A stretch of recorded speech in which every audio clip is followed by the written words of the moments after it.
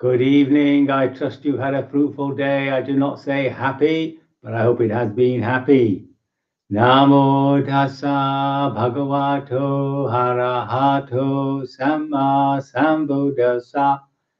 Namo tassa bhagavato arahato samma sambuddhassa. Namo tassa bhagavato arahato samma sambuddhassa. Homage to the Buddha, the blessed, noble, and fully self-awakened one. So this is the 65th YouTube broadcast. So I think we're slowly coming to an end. Mind you, there's lots of scriptures. Anyway, we'll carry on with this number 77, the Sakuludayin Sutta. So it's a wanderer called Sakuludayin. And we switched really to the teaching of the Buddha himself, which were the 37 facts of enlightenment. But the opening of it is an interesting conversation. And so we'll have a look at that. So as usual, the Blessed One was going out for alms, but he was a bit early. So he went to the shrine at Rajagaha, that's Rajgir, where King Bimbisara lived, just north, well, along the Ganges. It's called the Peacock's Sanctuary. And there was a large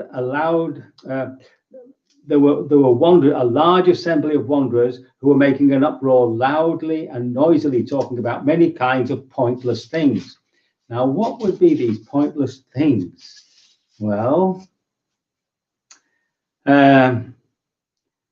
such talk of kings, robbers, ministers, armies, dangers, battles, food, drink, clothing, beds, garlands, perfumes, relatives, vehicles, villages, towns, cities, countries, women, heroes, streets, wells, the dead, trifles, the origin of the world, the origin of the sea, whether things are so or are not so.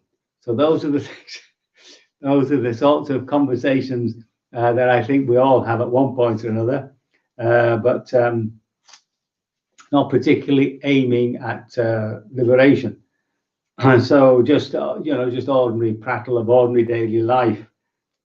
So anyway, when Sakuludayin sees the Buddha coming, he says, "Oh, quiet, sirs, make no noise. Here comes the recluse Gautama. This venerable one likes quiet and commands quiet. Perhaps if he finds our assembly a quiet one, he will join us." So you get the feeling that there were a group of wanderers, probably somewhere around the Buddha's age, whom he knew well, and they knew him, and that's why on the way to alms, the Buddha thinks to himself, "I shall go to the sanctuary to have a chat with Sakuludayin."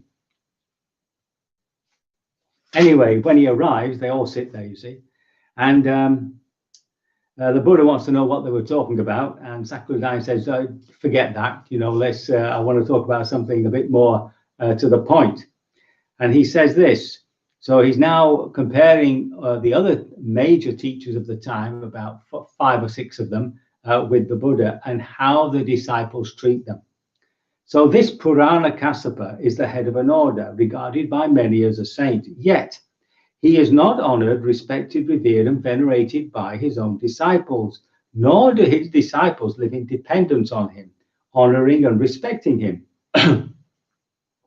Once Purana Kassapa was teaching his Dharma to an assembly of several hundred followers. Then a certain disciple of his made a noise. "Sirs, do not ask Purana Kassapa this question. He does not know that. We know that. Ask us that question and we will answer it for you, sirs." It happened that Purana Kassapa did not get his way, though he waved his arms and wailed, "Be quiet, sirs. Make no noise, sirs. They are not asking you, sirs. They are asking us. We will answer them." Indeed, many of his disciples left him after refuting his doctrine thus: "You do not understand this Dharma and discipline. I understand this Dharma and discipline. How could you understand this Dharma and discipline? Your way is wrong, my way is right. I am consistent, you are inconsistent. What you should have said first, you said last. What you should have said last, you said first.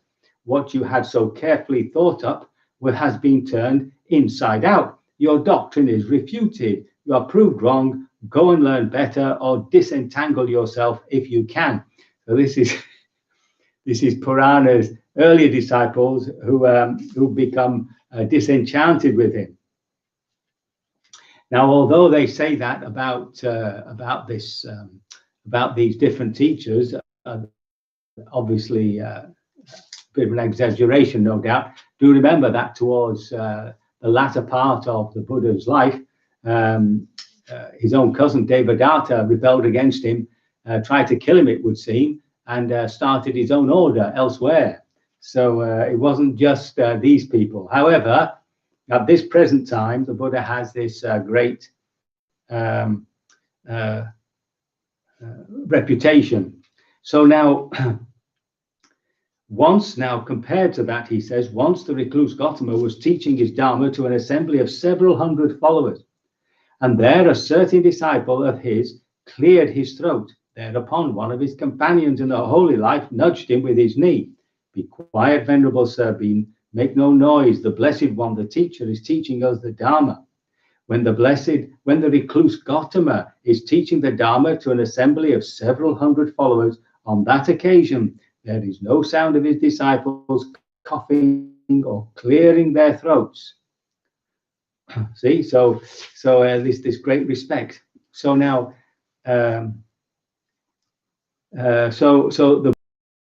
Udayin, how many qualities do you see in me because of which my disciples honor, respect, revere, and venerate me, live in dependence on me, honoring and respecting me?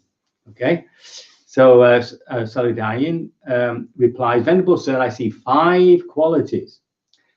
The Blessed One eats little and commends eating little. The second one is that he is content with any robe and commends contentment with any robe. That he is content with any kind of alms food and commands contentment with any kind of alms food. That one is content with any resting place and commends contentment with any resting place. And that the Venerable One is secluded and commends seclusion. So the first 4 are what we call the 4 requisites.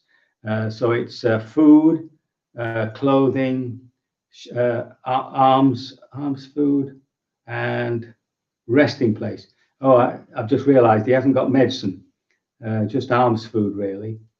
So it's commends not eating so much and to be happy with alms food. So that's really just one requisite. Then there's the robes, the clothing, and then there's the resting place. And finally, secluded and commends seclusion.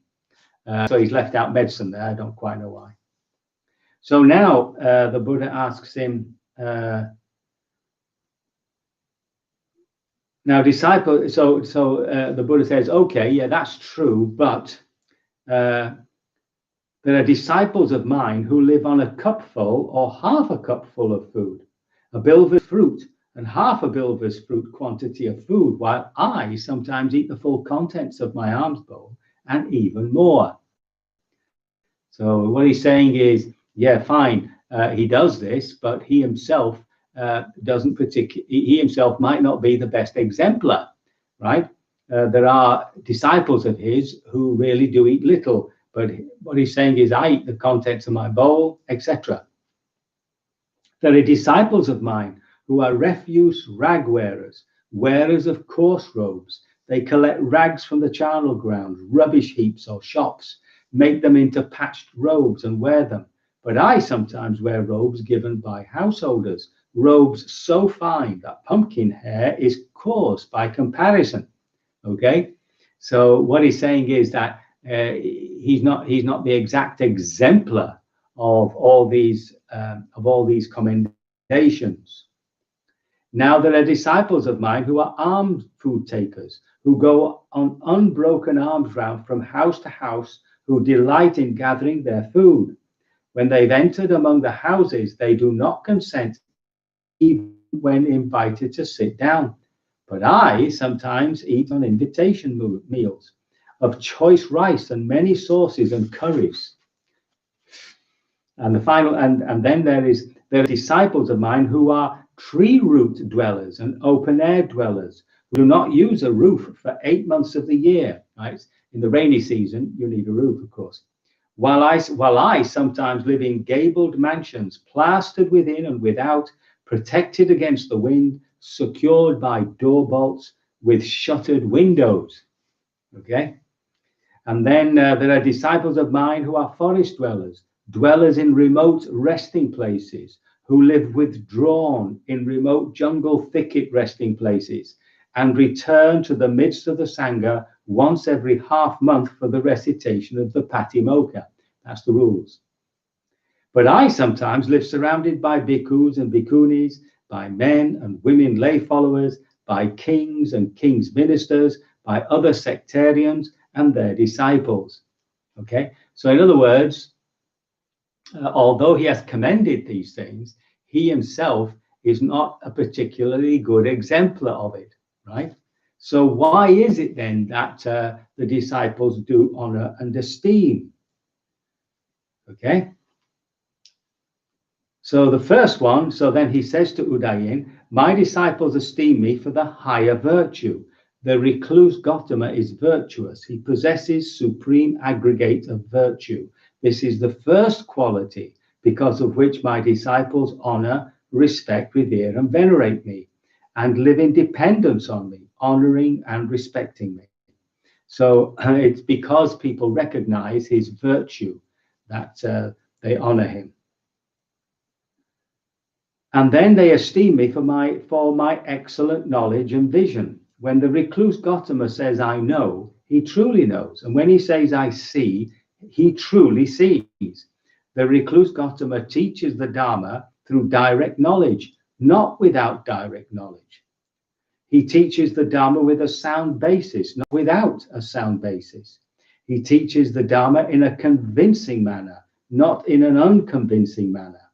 So that's to do with his teaching ability. Okay, and he's not. None of it is.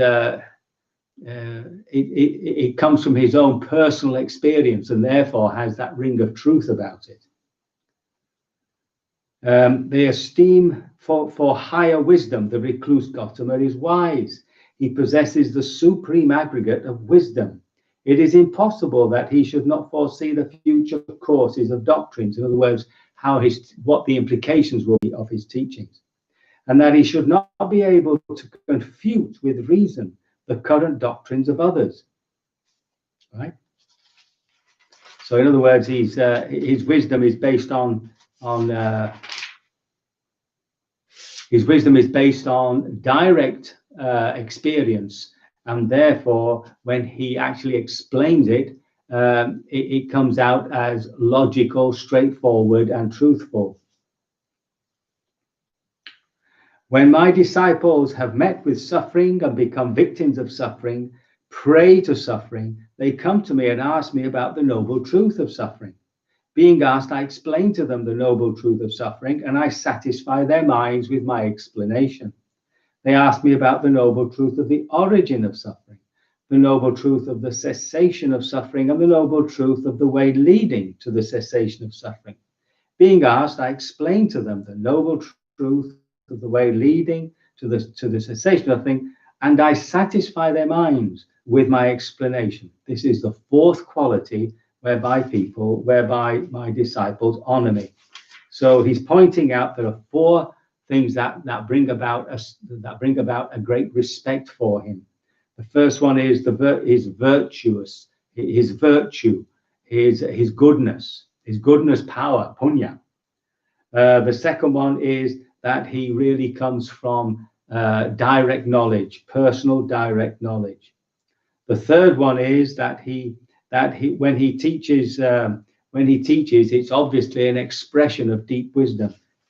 And the fourth one is that he actually shows them the path, the practical way of becoming liberated from suffering. So that's the That's the conversation that he has with Sakuludayin in the peacocks. What is it? In the peacocks. Where are we? In the peacock's sanctuary. So I hope that's been of I don't know, some form of enlightenment. The way the Buddha talks, the way the Buddha sees himself, is portrayed here. I can only hope that this little reading has been of some assistance, and that you will, by your practice, liberate yourselves from all suffering sooner rather than later. So we can do a little practice.